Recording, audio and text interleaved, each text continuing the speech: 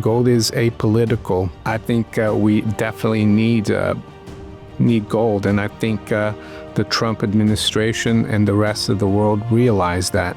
This is Kaiser Johnson with Liberty and Finance, and these are the Miles Franklin weekly specials for April 14th through April 21st, 2025, while supplies last. First this week, we feature 1-ounce silver Canadian maples at their lowest premium in years at just $3.49 over spot. Next, 1-ounce gold Philharmonics are only $65 over spot. 1 10th-ounce Platinum Britannia are just $29 over melt. To order our specials or any of the many other options we have available, call us at 1-888-81-LIBERTY. That's 1-888-815-4237. We're available after hours and on weekends, and we look forward to speaking with you. Hey everyone, this is Elijah K. Johnson with Liberty and Finance. And back with us today is our good friend Mario Innecco from the Innecco64 YouTube channel. Mario, thank you so much for joining us today. You're welcome, Elijah. Thank you for having me on again. Well, it's great to have you. A great day to have you on. As we see gold surpassing 3,400 this morning on Monday, April 21st. Your perspective on what's going on here? Well, I mean, it's a combination of many things. I think ultimately it's just reflecting the currency debasement that we've had almost 25 years. I always remember the speech Ben Bernanke gave back in 2002, November 2002.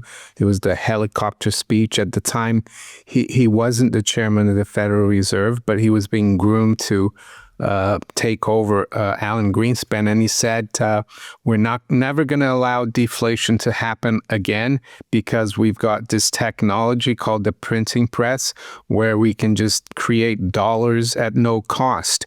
And that Elijah, was what really woke me up to the fact that I needed to have silver and gold and silver, and keep adding on to it, and nothing's changed. The only thing that's happening now is that I think the world is waking up to it, especially sovereign nations and their central banks, and they've been buying real physical gold for the last 3-4 years, and it looks like even the United States might be repatriating all the gold that it's probably leased through the bullion banks. I mean, yesterday I think President Trump made a comment on Truth Social. He said that when you're negotiating, if you have gold, you can call the shots. So that's what I'm assuming. But does he know, though, that China probably has a lot more gold than the U.S., and that's if the U.S. has those 8,130 tons. And that's why I think the price is going higher. Some would call it, of course, the dollar going lower. And it's not just a dollar problem. It's a British pound problem, a euro problem. It's a problem for all fiat currencies. I spoke about this in my video today. You can't let the dollar index distract you, because ultimately all fiat currencies are going to sink to the bottom versus gold. So that's what I think is happening. I guess silver still has to catch up. It's quite frustrating that we're seeing silver not really go up a lot quicker, but I think we just need to have patience. It is crazy, the gold silver ratio we're seeing, around 103 right now. We really haven't been at these levels since 2020, and before then, really never in human history. So some people think, and myself included, think it might be a good opportunity to swap gold for silver. But, who knows how high this ratio could go before silver catches up here. I did want to ask about another ratio that you've been touching on, which is the Dow-gold ratio. And you think it's going to go to parity, 1-to-1. So I wanted to get your perspective on that. And as we're talking right now, the Dow is falling again. The stock market is selling off. It looks like we might be approaching, new lows in this a crash. was it 2 weeks ago? We saw that huge increase, that huge recovery when Trump said, 90 days, we're going to hold off on some of these tariffs. But it seems like most of that gain is gone, and potentially all of it soon. Yeah, the Dow-gold ratio, I think, yes, it could go to at least 1-to-1. If you look back at the early 30s and then 1980, we had the Dow-gold ratio go down to 2, roughly, in 1932 or 33. And then in 1980, it went 1-to-1. Gold was 850. The Dow was at 850. So we could even have that ratio going like less than 1, which would mean, for example, you could buy 1 Dow with half an ounce of gold. And yes, we reached like over 40 in late 1999, and it's never retouched or retouched that level. And recently, I noticed that it's broken down, and today especially, I think the handle is 11. For the last 5-6 years, it had been trading around 20. So I'm not saying it's going to go straight to 1 in the next few weeks or months. I think it will take a little longer, maybe a year or 2. But it's definitely broken down, and it proves that we're probably not really going to have what we saw. I think we already had the correction in gold. I think the event you talked about when the Dow, NASDAQ, and S&P dropped sharply, and then Trump reversed the reciprocal tariffs for 90 days. We saw that huge rally. So before that rally, gold had taken a hit, and silver, and they rebounded very quickly. I think this is it now, because as we speak here, I'll just have a look. The Dow is down 980 points and gold is up 86. Even silver, which is being kept suppressed by the bullion banks, is up 10 cents. I mean, it was up a lot more earlier, but yeah, so that's the way I see it. The Dow-gold ratio, that's an important one as well. And it's not only me who sees that. It's like people like Pierre Lassonde. He thinks is going back to 1-to-1. No, we're at the stage in the gold market, at least I'm feeling this, where it seems like, you can't go down, you can only go up. And I get that sense from a lot of people that there's this sense of, oh, well, I need to buy now so that, because it's only going to be higher later.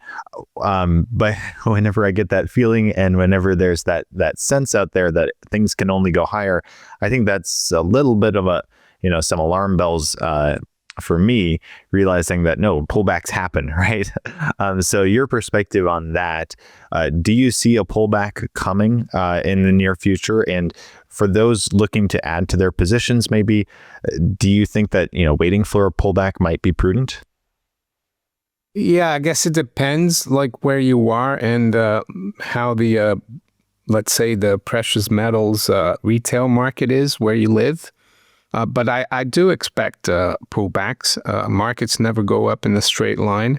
But I think gold and silver and commodities in general, they're going to become more like the stock market has been for the last, 40 years. People always buy the dip. It's going to be the same thing for gold, silver, the miners. And yes, if you have the chance to add on to gold and silver, if we see a pullback, you should add on, but beware that they're going to be quick and sharp, these pullbacks, and your dealer might not even have a very good price. He might even have, or she might have, a premium for you to pay. I mean, trading is different, of course, because some people leverage trading.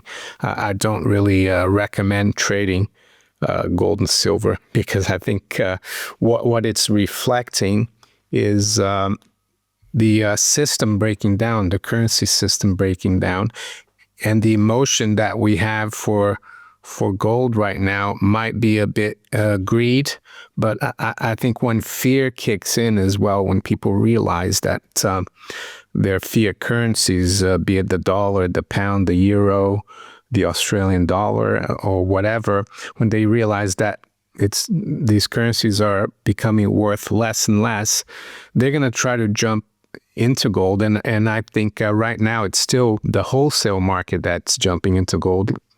Central banks and sovereign nations and big money is jumping into gold. I think the smart money.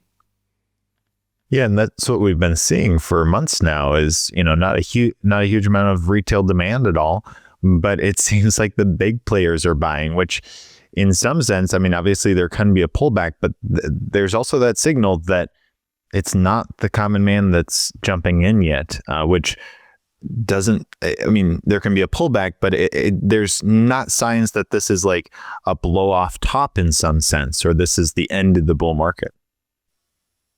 Yeah, I think the only way the gold bull market could be reversed would be for central banks to act together and say one day all the central banks start raising rates aggressively, stop QE, and also governments getting together and saying we're not going to spend anymore, no deficit spending.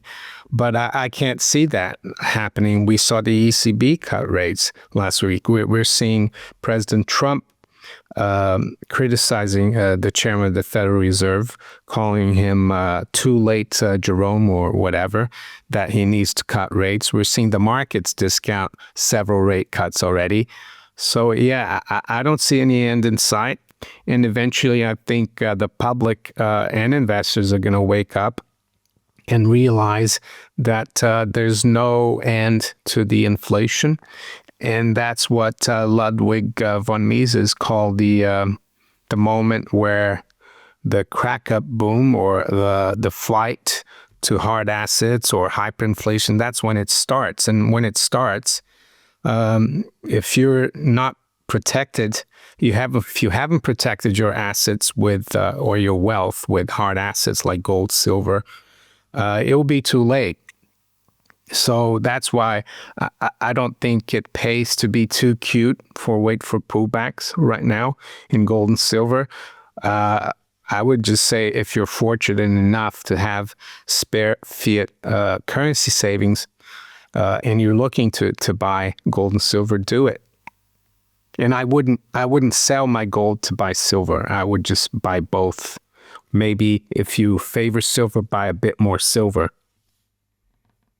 No, when it comes to Trump and the Federal Reserve right now, your perspective on that, I mean, a lot of what's happening in the market seem to have been triggered by Trump, talking about the tariffs and maybe Trump's personality of being a bit unpredictable here. So there's a lot of uncertainty, more fear entering the markets here. Your perspective on that, could anything happen? Could in some way Trump actually influence or the Federal Reserve policy, or even fire Powell in this case? Well, he could definitely influence Powell, because if Powell doesn't want to leave, I think he's got till next year. But if Trump puts a lot of pressure on him, he could find some excuse by the next meeting, sometime in May, the next meeting, to cut, and that would shut Trump up, so to speak. He would probably placate Trump.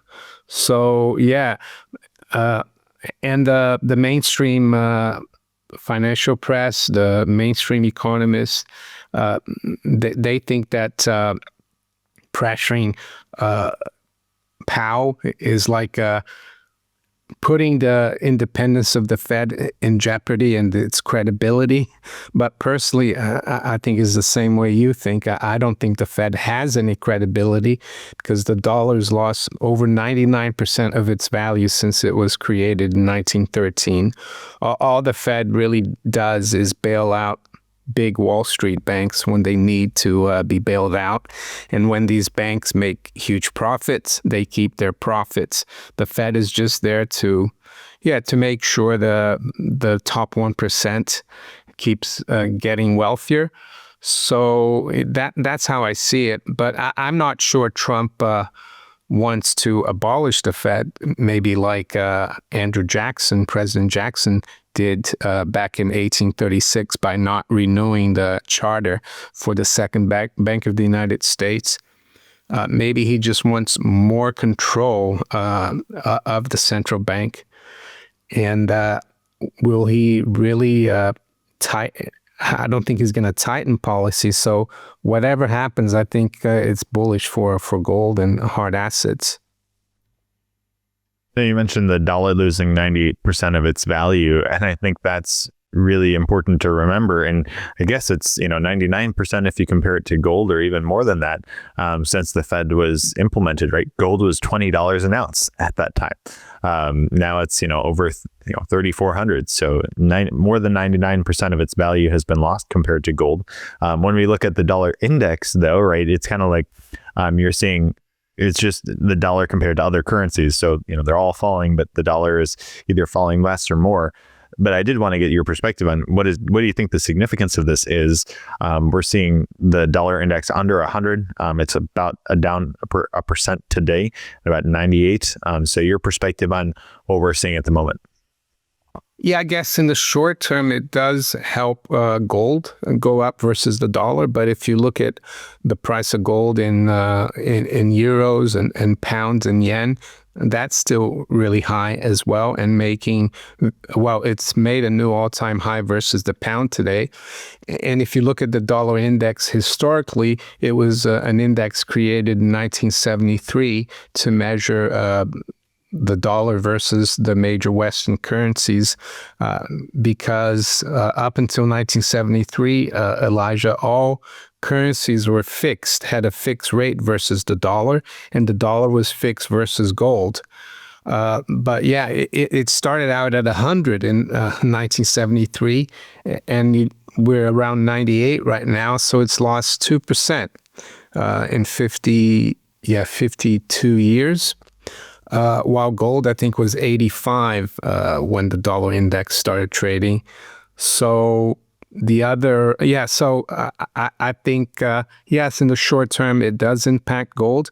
But I think overall, I think it's a huge distraction because it's measuring fiat currencies against each other. And we know, Elijah, that they all end up going to zero. And even if you look back at 2008, when the dollar index bottomed just above 70, gold was at 1,000. And here we are almost at 100, and gold is at 3,400. So yeah, that's how I see the dollar index. The 100 level in the DXY is significant. Do you see that we could potentially see a decline in the dollar further from here relative to other currencies? Yeah, definitely. It could still go lower. One thing that might happen as well, because if you think about the system, the Bretton Woods system, that was kind of appended or kind of wrecked by President Nixon and his advisors in 1971, and then they started this dollar index at 100. So there's been a lot of talk of a monetary conference or coordinating the world monetary system, so they could actually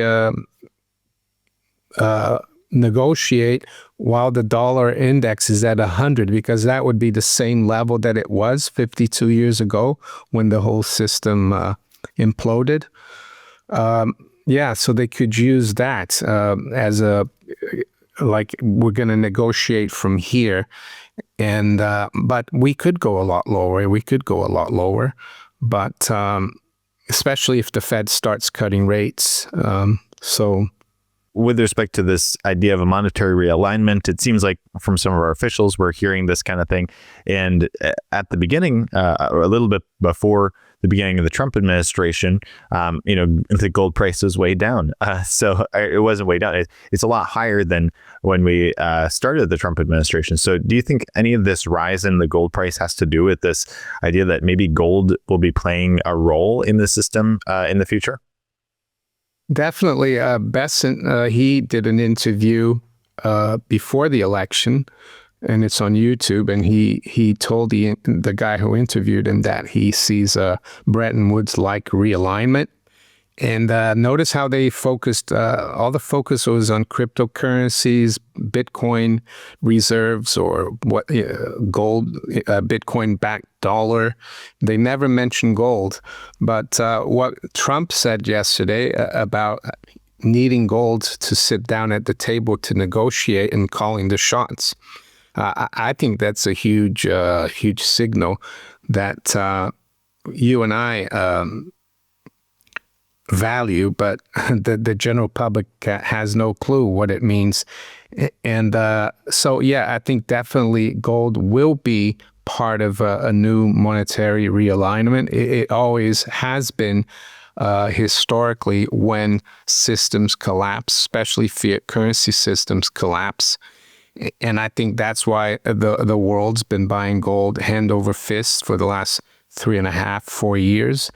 And that's why all the physical gold is going into the U.S. The people in the know, the elite, the top 0.1%, if you want to call them, they know what's coming. So and Trump knows that he needs the gold to sit down at the table with Xi, the Europeans, and also with the Russians. So, I do definitely see gold coming back, because having the dollar, the paper dollar, as the major reserve currency will only make the trade situation worse because of Triffin's dilemma. And Triffin's dilemma says that if you have a fiat currency that's the major reserve currency, then all countries are going to try to earn that fiat currency. They're going to try to sell their goods and services to you, and that country will always have a current account and a trade deficit. But with gold is neutral, so gold is apolitical.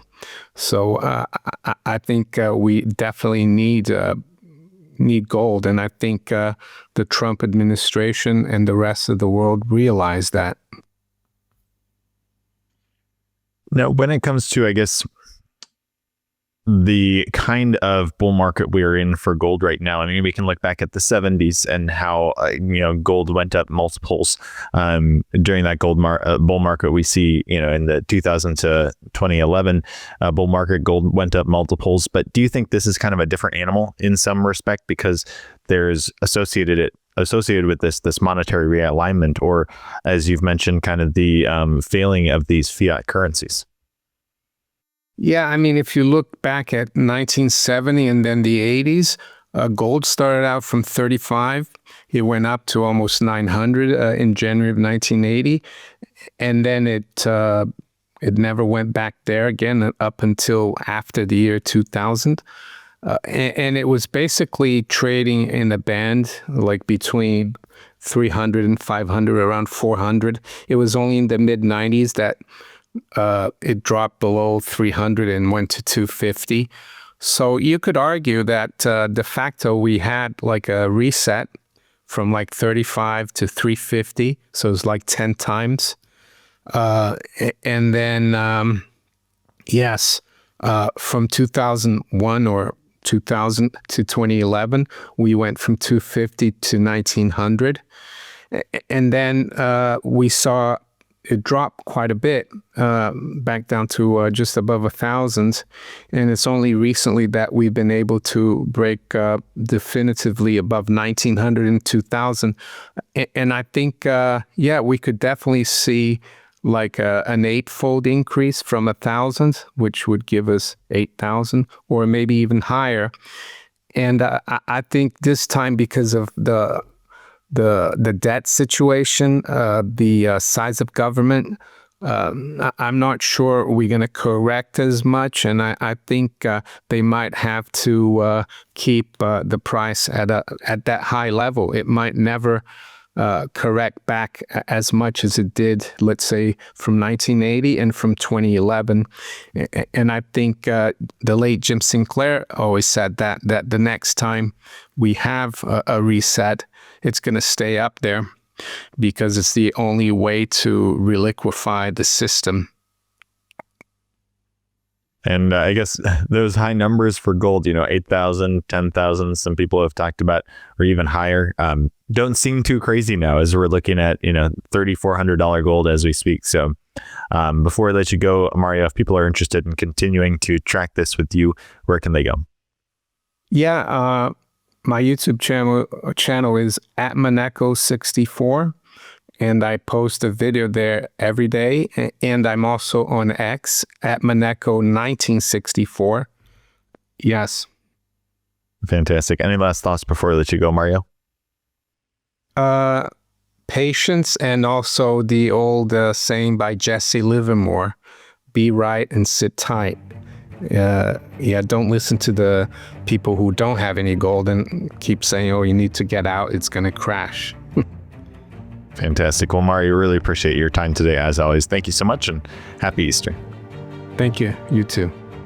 This is Kaiser Johnson with Liberty and Finance, and these are the Miles Franklin weekly specials for April 14th through April 21st, 2025, while supplies last.